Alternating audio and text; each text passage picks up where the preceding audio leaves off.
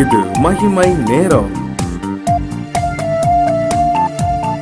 கிறிஸ்துவுக்குள் மிகவும் நேசிக்கப்படுகிற மகிமை தொலைக்காட்சி நேயர்களை இந்த மகிமை நேரம் நிகழ்ச்சியின் வழியாக சந்திப்பதில் மிக்க மகிழ்ச்சி அடைகிறேன். ஆண்டவர் நமக்கு பாராட்டுகிற இந்த மேலான கிருபைகளை எண்ணி தேவாதி தேவனை நான் ஸ்தோத்திரிக்கிறேன். பிரியமானவர்களே, இந்த நிகழ்ச்சிக்கு உங்களை நான் வரவேற்கிறேன். இந்த நிகழ்ச்சி நிச்சயமாக நம்முடைய ஆவிக்குரிய வாழ்க்கைக்கு பிரயோஜனமா இருக்கும் என்று சொல்லி கர்த்தருக்குள் நான் விசுவாசிக்கிறேன். இந்த வாரத்திலும் கூட தேவ பிள்ளைகளுடைய செயல்கள் எப்படியாக இருக்க வேண்டும் என்று சொல்லி கர்த்தர் நம்மோடு கூட பேசி கொண்டிருக்கிறார். அதுல மிக முக்கியமா இன்றைக்கு ஒரு காரியத்தை கர்த்தர் நம்மோடு கூட பேசுகிறார். அது என்ன என்று சொன்னால், நாம் விதைக்கிறவர்களாய் காணப்பட வேண்டும். விதைக்கிறவர்களாய், ஒவ்வொரு நாளும் விதைக்கிறவர்களாய் தேவ பிள்ளைகள் காணப்பட வேண்டும் சொல்லி கர்த்தர் எதிர்பார்க்கிறார். இதைதான் கலாத்தியருக்கு எழுதின நிருபம் 6வது அதிகாரம் 7வது வசனம் முதல் 9வது வசனம் வரை நாம் வாசிக்கும் போது, மோசம் போகாதிருங்கள், தேவன் தம்மை பரியாசம் பண்ண விட்டார். மனுஷன் எதை விதைக்கிறானோ அதையே அறுப்பான். தன் மாம்சத்திற்கென்று விதைக்கிறவன் மாம்சத்தினால் அழிவை அறுப்பான். ஆவிக்கென்று விதைக்கிறவன் ஆவியினால் நித்திய ஜீவனை அறுப்பான். நன்மை செய்கிறதில் சோர்ந்து போகாமல் இருப்போமாக. நாம் தளர்ந்து போகாதிருந்தால் ஏற்ற காலத்திலே அறுப்போம். பிரியமானவர்களே, இந்த இடத்துல 2 விதமான விதைகளை குறித்து சொல்லப்பட்டிருக்கிறது. மாம்சத்திற்கென்று விதைக்கிறதான விதை, ஆவிக்கென்று விதைக்கிறதான விதை. இன்னைக்கு நாம் ஒவ்வொரு நாளும் நம்முடைய உணவை நாம் எடுத்துக்கொள்கிறோம். அது எதற்காக? நம்முடைய மாம்சத்திற்கு தேவையான சத்துக்களை நமக்கு தருவதற்காக, நம்முடைய மாம்சத்திற்கு தேவையான போஷாக்கை நாம் பெற்றுக்கொள்வதற்காக. ஒவ்வொரு நாளும் நாம் ஓட வேண்டியது இருக்கிறதே, அந்த ஓட்டங்கள் எல்லாம் சரியாக செய்வதற்காக நம்முடைய மாம்சத்திற்கு என்று சொல்லி நாம் விதைத்துக் கொண்டிருக்கிறோம். அதே போல நம்முடைய ஆவிக்கு என்று சொல்லியும் நாம் விதைக்க வேண்டும். ஒரு சில பேர் இந்த மாம்சத்திற்கு என்று சொல்லியே வேறு அநேக காரியங்களை விதைத்துக் கொண்டிருக்கிறார். இன்றைக்கு நமக்கு ஒரு தெளிவு வேண்டும். ஆண்டவரால் தெரிந்து கொள்ளப்பட்ட தேவனுடைய பிள்ளைகளா இருக்கிற நமக்கு நான் எதில நான் விதைக்கிறேன் என்கிறதான ஒரு தெளிவு நமக்குள்ளாக கடந்து வர வேண்டும். இதை தான் கர்த்தரும் எதிர்பார்க்கிறார்.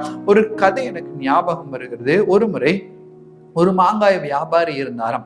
அந்த மாங்காய் வியாபாரி என்ன செய்வதுண்டாம், தன்னுடைய வீட்டில் உள்ள மாங்காய்களை பறித்து கொண்டு ஒரு கடையில சென்று விற்று அதற்கு பதிலாக பணமாக இல்லாமல் அந்த மாங்காய்க்காக பொருட்களை வாங்கி செல்வாராம்.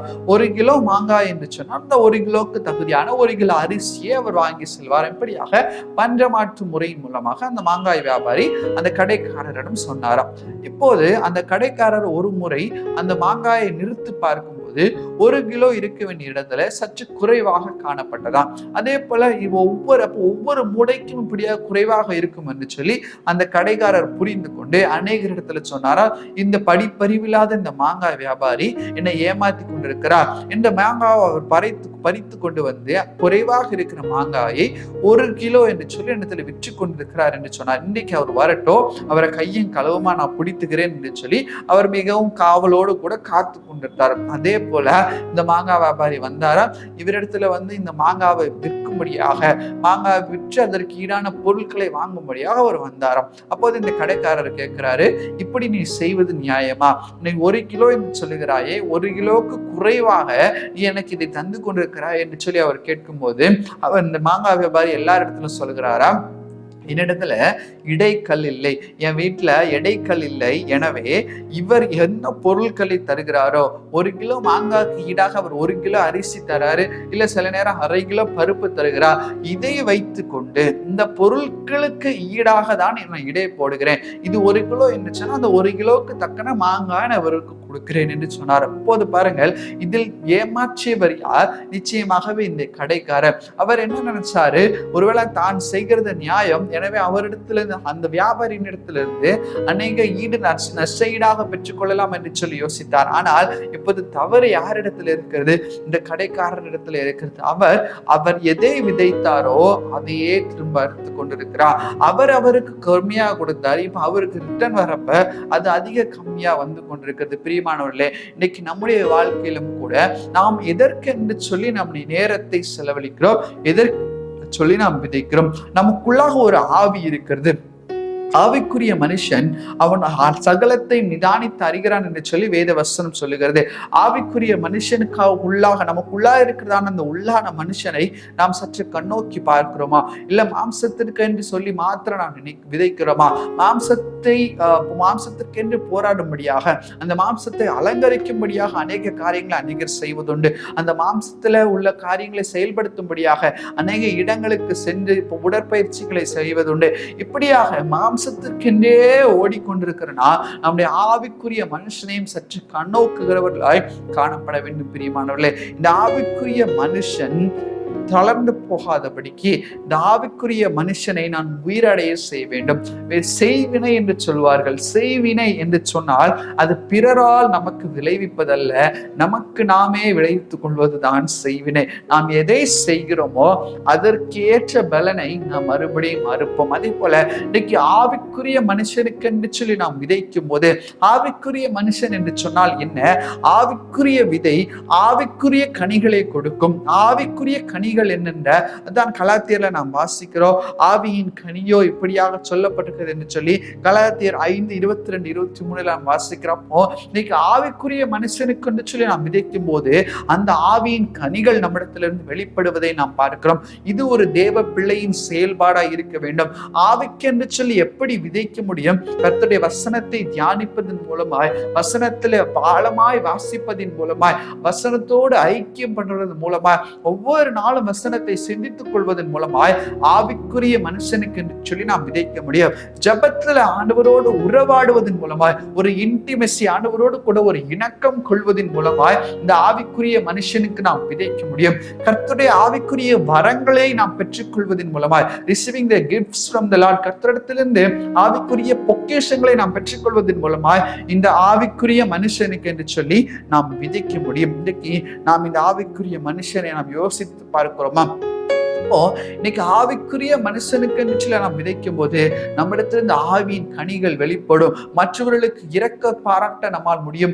மற்றவர்களை நேசிப்பதற்கு நம்மால் முடியும். நம்மை போல மற்றவர்களை, பிறரை நேசிக்க முடியும். பகை அந்த இடத்துல இருக்காது. துர்க்குணம் அந்த இடத்துல இருக்காது. பிரிவினை அந்த இடத்துல இருக்காது.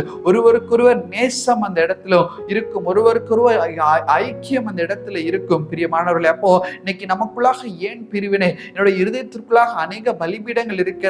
பகையாகிய பலிபீடம், இன்னைக்கு பிரிவினையாகிய பலிபீடம், இப்படிப்பட்டதான பலிபீடங்கள் எல்லாம் ஏன் வருகிறது? என்னுடைய உள்ளான மனுஷனுக்கு தேவையான ஆகாரத்தை நான் கொடுக்காதபடிக்கு, உள்ளான மனுஷனுக்கு தேவையான விதையை நான் விதைக்காதபடி இருக்கிறதுனாலதான் அந்த ஆவியின் கனிகள் எனக்கு வெளிப்படாமல் இருக்கிறது.